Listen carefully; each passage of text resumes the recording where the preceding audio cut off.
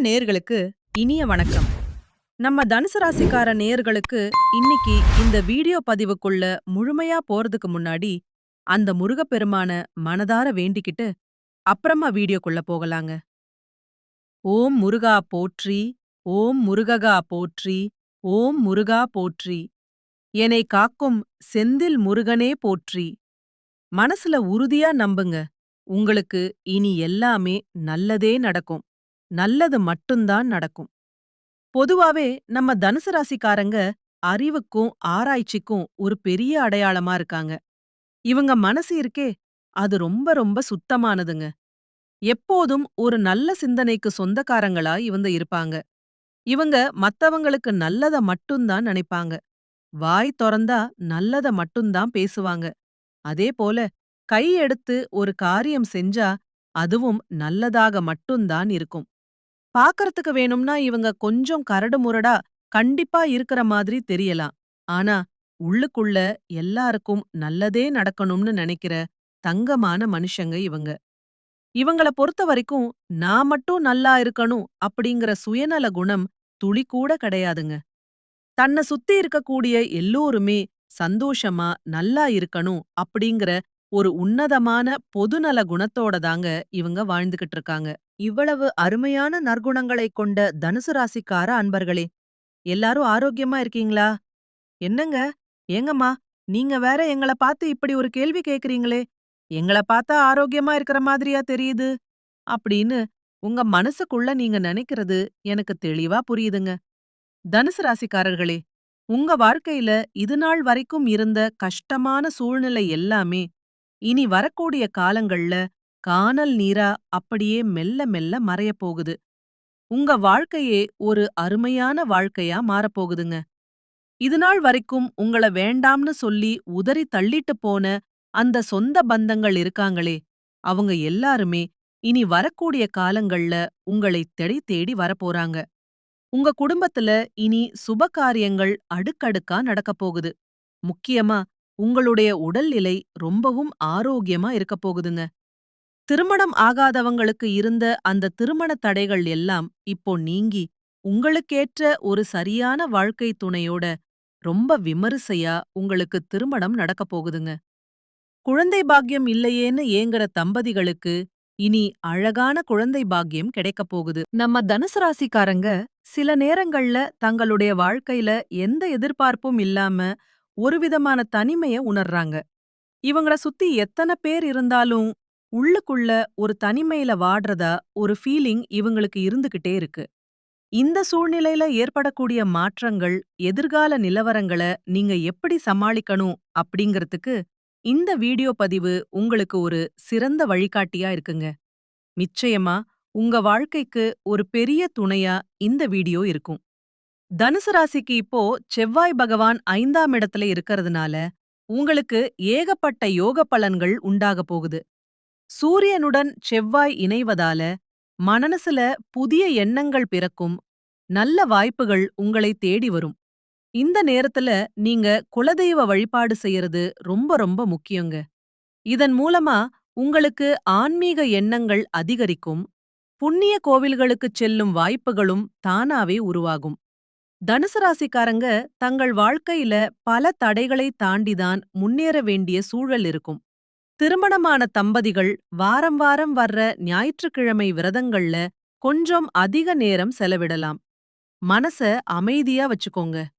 அப்புறம் ஒரு முக்கியமான விஷயம், புதுசா யாராவது ஒரு நபரோ இல்ல உங்க உறவினர்களோ உங்க வியாபாரத்துல நாங்க முதலீடு செய்யறோம்னு முன்வந்தா கொஞ்சம் கவனமா இருங்க. ஏன்னா அவங்க உங்க பணத்தை பயன்படுத்தி அவங்க லாபம் பார்க்கணும்னு நினைக்கலாம். தனுசு ராசி மாணவர்கள் இப்போ எந்த பயமும் இல்லாம அடுத்த கட்டத்துக்கு முன்னேற போறாங்க. மாணவர்கள் மட்டும் தங்கள் படிப்போட முக்கியத்துவத்தை முழுசா உணர்ந்து தேவையில்லாத கவனச்சிதறல்கள் இல்லாம படிக்கணும். சிவபெருமான் 3ஆம் வீட்ல இருக்கறதுனால உங்களுக்கு நல்ல யோகங்கள் கூடி வரும். வெளியில போட்டி பொறாமைகள் இருந்தாலும் உங்க கருத்தில் நீங்க உறுதியா இருந்தா மிகப்பெரிய நல்ல பலன் உங்களுக்கு கிடைக்கும். யார் என்ன சொன்னாலும் எதிர்மறை பேச்சுக்கு இடம் கொடுக்காதீங்க. அந்த நெகட்டிவ் எண்ணங்கள் உங்களுக்கு தேவையற்ற மன அழுத்தத்தை உருவாக்கிடும். தனுசு ராசிக்காரங்க சில குழப்பங்கள் காரணமா சரியா தூங்க முடியாம ஒருவித சோம்பேறித்தனமா இருக்காங்க. அந்த சோம்பேறித்தனத்த மட்டும் தூக்கி எறிஞ்சிட்டு தடைகளை தாண்டி அடுத்த கட்டத்துக்கு போக முயற்சி செய்யுங்க. நிச்சயமா உங்களால வாழ்க்கையில பெரிய ஆளா ஜெயிக்க முடியும். தனுசு ராசிக்காரங்க செவ்வாய்க்கிழமைகள்ல மறக்காம முருகன் கோயிலுக்கு போங்க. அங்க போகும்போது நெல்லிக்காய் கொண்டு போய் அத வச்சு ஒரு சின்ன பூஜை செஞ்சுட்டு வாங்க. பூஜையின் போது அந்த நெல்லிக்காய முருகப்பெருமானோட பாதத்துல வச்சு கண்களை மூடி மனமுருகி பிரார்த்தனை செய்யுங்க. பூசாரி அந்த நெல்லிக்காய உங்ககிட்ட திரும்ப கொடுத்தா அதுல ஒரு நெல்லிக்காயை மட்டும் எடுத்து உங்க பாக்கெட்ல பத்திரமா வச்சுக்கோங்க. மற்ற நெல்லிக்காய்கள அங்க இருக்கிற பக்தர்களுக்கு பிரசாதமா கொடுங்க. நீங்க வீட்டுக்கு எடுத்துட்டு வந்த அந்த ஒரு நெல்லிக்காய உங்க வீட்டு பூஜை அறையில 1 மணி நேரம் வச்சிட்டு மறுபடியும் பிரார்த்தனை பண்ணுங்க. பாருங்களே, நிச்சயமா உங்க வாழ்க்கையில் இருக்கக்கூடிய அனைத்து பிரச்சனைகளும் அப்படியே காணாம போயிரும். தடைகள் எல்லாம் விலகிடும். ஒரு தெளிவான பாதை உங்க வாழ்க்கையில் உருவாகிரும். நிச்சயமா உங்க வாழ்க்கையில இனி நல்லதுதாங்க நடக்கும். கெட்டதுங்கிற பேச்சுக்கெல்லாம் உங்க வாழ்க்கையில துளி கூட இடம் கிடையாதுங்க. இதுநாள் வரைக்கும் உங்க வாழ்க்கையில் இருந்த அத்தனை பிரச்சனைகளுக்கும் ஒரு நிரந்தர தீர்வு கிடைக்கப் போகுது. குடும்பத்துல இருந்த சின்ன சின்ன குழப்பங்களுக்கும் இப்போ தீர்வு கிடைச்சிரும். படிச்சு முடிச்சிட்டு வேலைக்காக காத்துக்கிட்டு இருக்கிற இளைஞர்களுக்கு அவங்க படிப்புக்கும் தகுதிக்கும் ஏத்த மாதிரியான ஒரு நல்ல வேலை இப்போ கிடைக்கப் போகுது. உங்களுடைய மனக்கவலைகள் எல்லாம் மெல்ல மறையப் போகுது. வாழ்க்கையில இருந்த ஒவ்வொரு பிரச்சனைக்கும் படிப்படியா தீர்வு கிடைக்கும். திருமணமாகாதவங்களுக்கு தடை நீங்கி ஏத்த வாழ்க்கை துணையோட கல்யாணம் நடக்கும். குழந்தை பாக்கியம் இல்லாதவங்களுக்கு மழலை செல்வம் கிடைக்கப் போகுதுங்க. அது மட்டும் இல்லாம பூர்வீக சொத்து சம்பந்தமா இருந்த அத்தனை பிரச்சனைகளுக்கும் இப்போ தீர்வு கிடைக்கப் போகுது.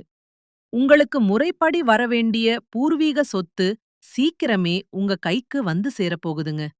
உங்க வாழ்க்கையே ஒரு சொர்க்க வாழ்க்கையா மாறப்போகுது. உங்களோட நீண்ட நாள் ஆசைகளும் கனவுகளும் இனி ஒவ்வொன்னா நிறைவேறப் போகுதுங்க.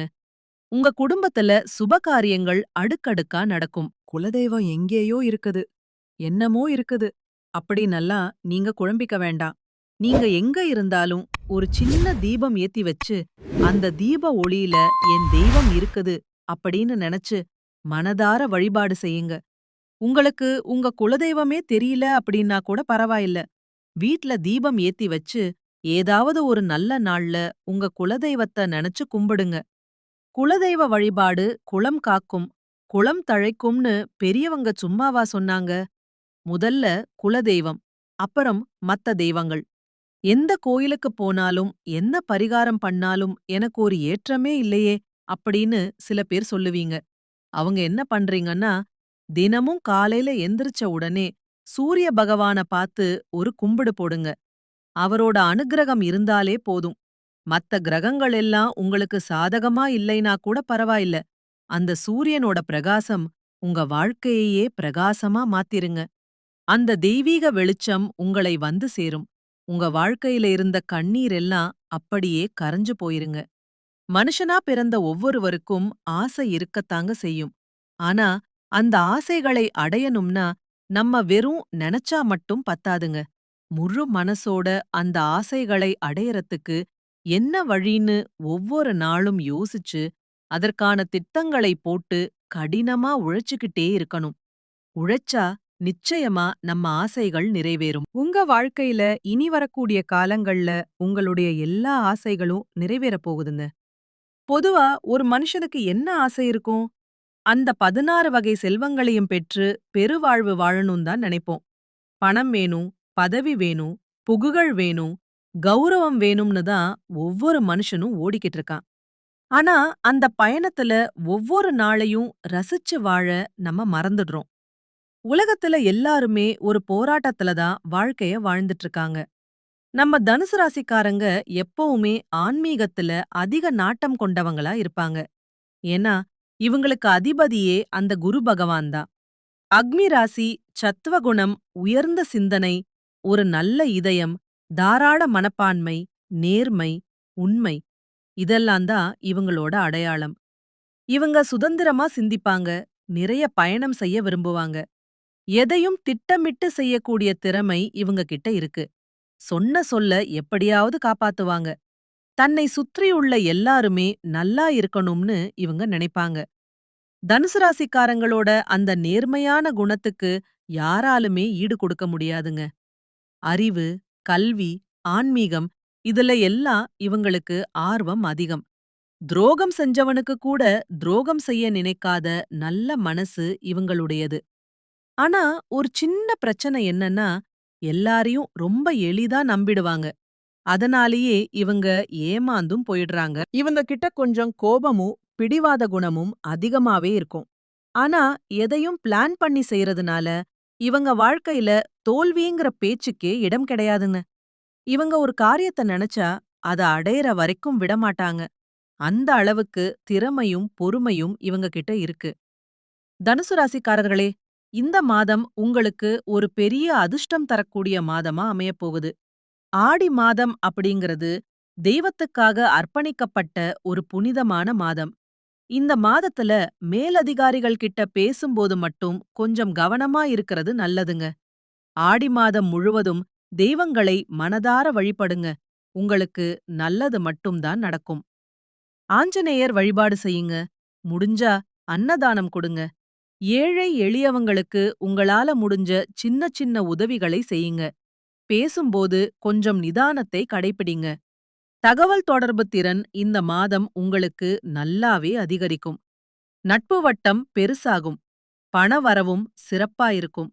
குடும்பத்தில எல்லாரோடும் இணக்கமா இருங்க. இந்த மாதம் உங்களுக்கான ஒரு புது அடையாளத்தை கொடுக்கப் போகுது. பொருளாதார ரீதியா நல்ல முன்னேற்றம் காண்பீங்க. அதே சமயம் ஆரோக்கியத்துல கொஞ்சம் கவனம் தேவை. செவ்வாய்க்கிழமைகள்ல ஏழைகளுக்கு உணவளிப்பது ரொம்ப விசேஷம். கொஞ்சம் உடற்பயிற்சி செய்யுங்க. மனசுக்கும் உடம்புக்கும் நல்லது. பக்கத்துல இருக்கிற முருகன் கோயிலுக்கு போய் முருகனை தரிசனம் பண்ணிட்டு வாங்க. உங்க வாழ்க்கையில இன்னும் சிறப்பான பலன்கள் நடக்கணும்னா ஒரு சின்ன பரிகாரம் சொல்றேன். உங்க வீட்டுக்கு பக்கத்துல இருக்கக்கூடிய பார்வை குறைபாடு உள்ள குழந்தைகளுக்கு உங்களால முடிஞ்ச உதவிகளை செய்யுங்க. அதுக்காக நீங்க லட்சக்கணக்குல செலவு பண்ணணும்னு அவசியம் இல்லங்க. உங்க வசதிக்கு ஏத்த மாதிரி ஒரு பேனாவோ இல்ல ஒரு பென்சிலோ கூட வாங்கி தரலாம். இந்த ஒரு சின்ன உதவிய நீங்க செய்யும்போது உங்க வாழ்க்கையில நீங்க செஞ்ச பாவங்கள் எல்லாம் குறையும். உங்க வாழ்க்கையே ஒரு சொர்க்கமா மாறும். நல்லதே நடக்கும். நல்லது மட்டும்தான் நடக்கும். நன்றி. வணக்கம்.